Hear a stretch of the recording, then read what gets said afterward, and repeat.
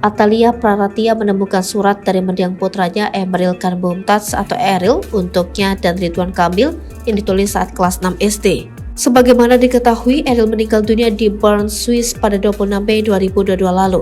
Kepergiannya meninggalkan duka mendalam bagi keluarga, khususnya Atalia Praratia dan Ridwan Kamil.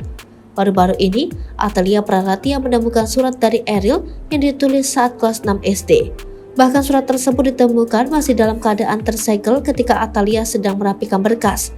Atalia pun heran mengapa surat itu tidak diberikannya saat Eril selesai menulisnya. Atalia menganggap bahwa surat tersebut seperti sedang menunggu waktu yang tepat untuk sampai di tangannya. Berikut isi surat yang ditulis Eril untuk Atalia Praratia dan Ridwan Kamil. Ma, Pa, maafkan saya jika saya memiliki kesalahan. Mohon dimaafkan. Karena jika di akhirat mama dan papa belum memaafkan saya pasti akan menjadi orang yang celaka dan masuk ke neraka Allah. Saya ingin memberikan yang terbaik untuk mama dan papa.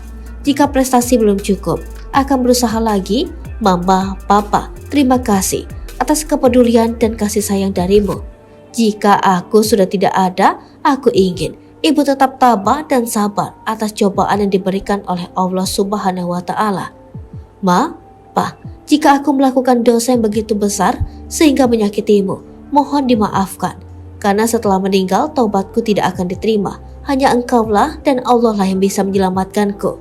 Nama Emeril Khan Mumtaz, kelas 6 SD.